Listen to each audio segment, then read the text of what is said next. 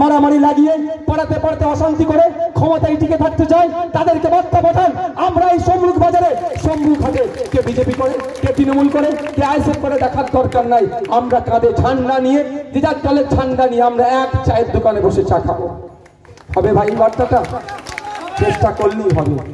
তারা যদি যাদের গদি বাঁচাবার দরকার, যার গদি তার জন্য যদি আমরা এত লড়াই করে দিতে পারি, তারা গদিতে বসে আমাদেরকে আর চিনতে পারে না, তাহলে আমাদের কিন্তু ভাবতে হবে।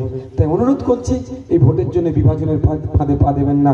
আপনারা যারা এখানে উপস্থিত হয়েছে, শুভেন্দু অধিকারী বাবুদের আর মমতা ব্যানার্জিদের একটু নাটক শুনবেন? আর হবেও না। কেন আমাদের জন্য আপনারা মারামারি করবেন? কোনদিন দেখেছেন পুলকদা আমাকে বিধানসভায় ঢাক করে ঘুষি মেরেছে মুখে? মারেনি, আর মারবেও না। কারণ আমিও জানি আমিও পুলকদাকে মারবো না, পুলকদা আমাকে মারবে না। কারণ এই মুখে ঘুষি মারতে গিয়ে অজ্ঞাতে লেগে যদি রক্ত বেরিয়ে পুলকদা আমার মধ্যে কারো যদি অঘটন ঘটে যায়, যে মারলো সে কিন্তু আর জেলের বাইরে থাকবে না, জেলের মধ্যেই থাকবে। কেন আমরা দুজন মারবো না?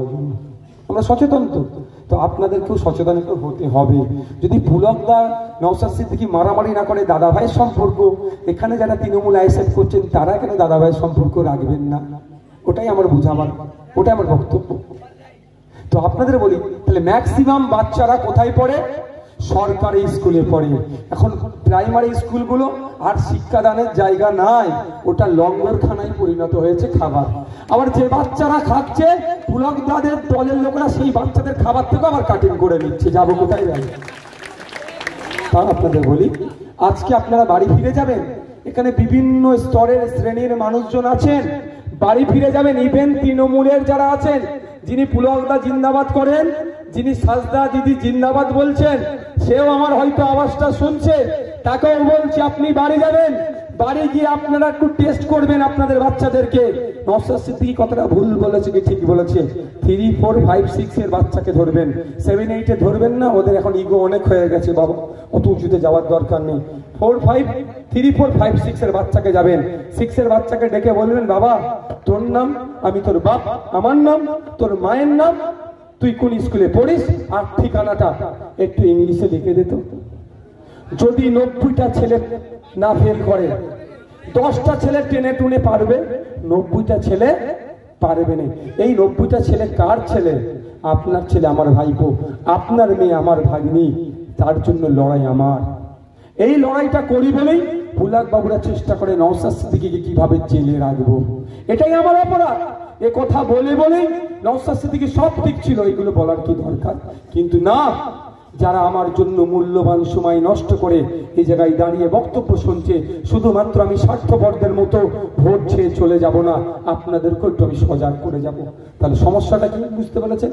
ক্লাস 3, 4 এর বাচ্চাকে খুলে দিন, অঙ্কটা করতে বলুন, প্রথম অঙ্কটাই করতে বলুন, প্রথম পৃষ্ঠার অঙ্কটা। 90টা বাচ্চা পারবে না। ক্ষতি কার হচ্ছে? এই ইনকলাব জিন্দাবাদ, পুলক দাদা জিন্দাবাদ, নওশাদ সিদ্দিকী জিন্দাবাদ, চটে বসা লোকেদের ক্ষতিটা হয়ে যাচ্ছে।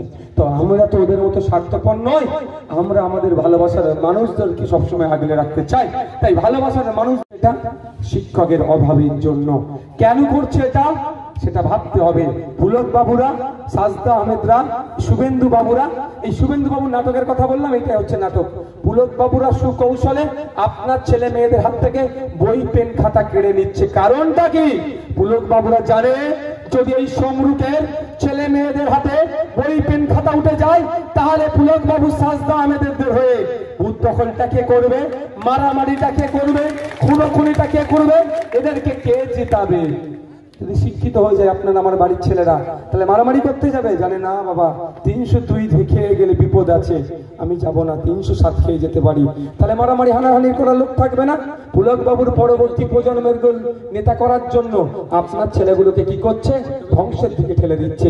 সাজদা আহমেদ জিতবে এবং তার পরের প্রজন্ম, সাজদা আহমেদের পরে এখান থেকে কে এমপি হবে, তার হয়ে আপনার ছেলেরা যাতে লাঠিয়াল বাহিনীর কাজ করে, এখন থেকেই সাজদা আহমেদেরা তার পরবর্তী প্রজন্মের জন্য ভেবে আপনাদের পরবর্তী প্রজন্মকে ধ্বংস করে দিচ্ছে। আর শুভেন্দু অধিকারীরা সবকা সাথ সবকা বিকাশ বললেও সমরুকের দলিত, সমরুকের আদিবাসী, সমরুকের মুসলমান ভাইদের কথা বলছে না। 70টা বিধায়ক আছে শুভেন্দু অধিকারীদের, 18টা এমপি ছিল। কই এই পশ্চিম বাংলায় 8,500 শিক্ষা প্রতিষ্ঠান বন্ধ করে দিতে চলেছে। কই রাজপথে বসে 18টা এমপি 70টা এমএলএ কে নিয়ে অন্তত তারা এই প্রতিবাদটা জানাক যে আমরা বিধানসভা থেকে শুরু করে লোকসভায় আওয়াজ তুলব, পশ্চিম বাংলায় একটা স্কুল বন্ধ হতে দেওয়া যাবে না। এই কথা বলেনি, তারা নাটক করছে।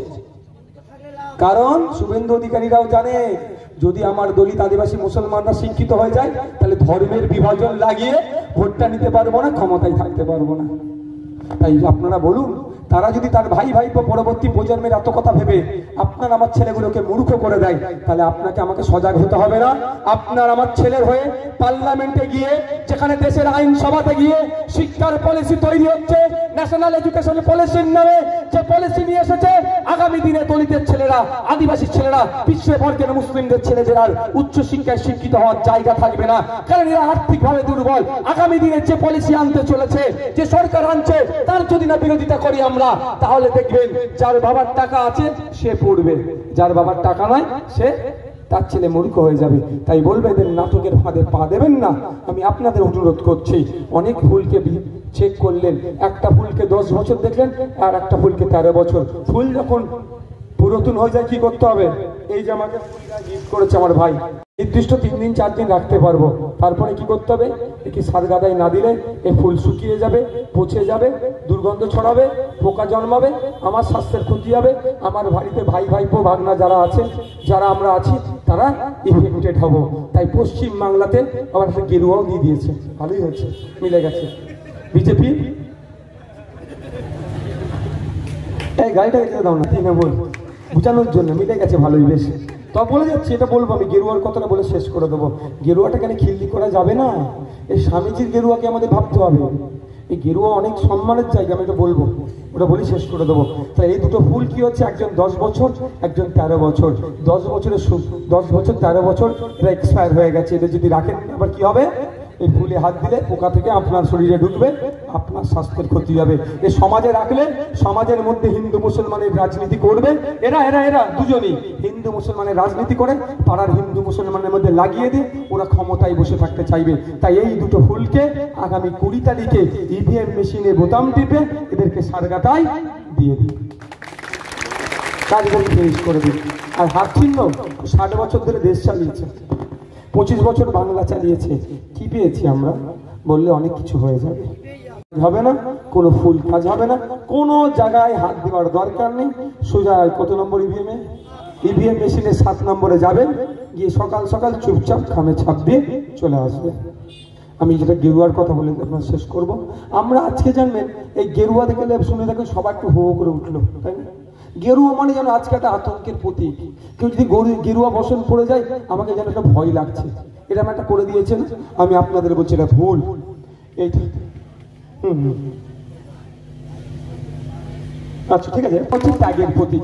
যদি গেরুয়াকে আপনি জানতে চান, স্বামীজিকে চিনুন। গেরুয়াকে নিয়ে যদি বিশ্লেষণ করতে চান, গেরুয়া হচ্ছে ত্যাগের প্রতীক।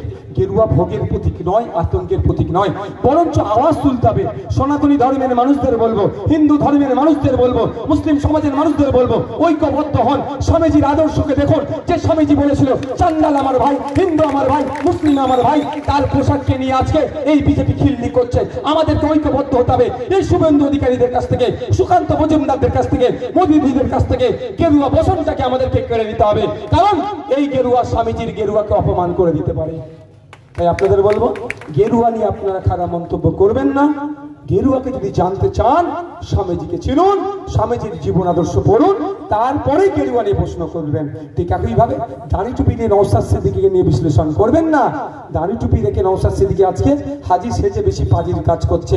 দাড়ি টুপি নিয়ে যদি বিশ্লেষণ করতে চান, জামাল পৃথিবীর শ্রেষ্ঠ পুরুষ হযরত মুহাম্মদ সাল্লাল্লাহু আলাইহি ওয়াসাল্লামের তার জীবন আদর্শ নিয়ে চর্চা করুন, তারপরেই দাড়ি টুপির গুরুত্বটা বুঝতে পারবেন। যে হযরত মুহাম্মদ সাল্লাল্লাহু আলাইহি ওয়াসাল্লামকে প্রশ্ন করেছিল তার শিষ্যরা, ইসলামের মধ্যে সর্বোত্তম কাজ কি? তিনি বলেছিলেন ক্ষুধার্তকে খাদ্য দান করা। আজকে আইএসএফ এর লড়াই ভারতবর্ষ ক্ষুধার সূচকে এগিয়ে যাচ্ছে, গরিবের মুখে খাবার তুলে দেওয়া। কিন্তু হযরত মুহাম্মদ সাল্লাল্লাহু আলাইহি ওয়াসাল্লাম তখন কিন্তু একটা কথাও বলেনি যে হিন্দু ক্ষুধার্তকে তুমি দেবে না, তোমার হাতে একটা বিরিয়ানির প্যাকেট আছে, খাবার আছে, তুমি মুসলমানকে দেবে, কথা বলেনি। হযরত মুহাম্মদ সাল্লাল্লাহু আলাইহি ওয়াসাল্লাম শিক্ষা দিয়ে গিয়েছে মুসলিম সমাজের মানুষকে, ক্ষুধার্তকে খাদ্য দান করা ইসলামের শ্রেষ্ঠ কাজ। কোন ধর্মের মানুষকে খাবার দেবে এই ক্লাসিফিকেশন করেনি। এখন নওশাদ সিদ্দিকী মাথায় টুপি মুখে দাড়ি দিয়ে যদি ক্লাসিফিকেশন করে, এই নওশাদ সিদ্দিকীর দোষ, এটা দাড়ি টুপির দোষ নয়। সকলে ভালো থাকবেন, সুস্থ থাকবেন, শুভরাত্রি।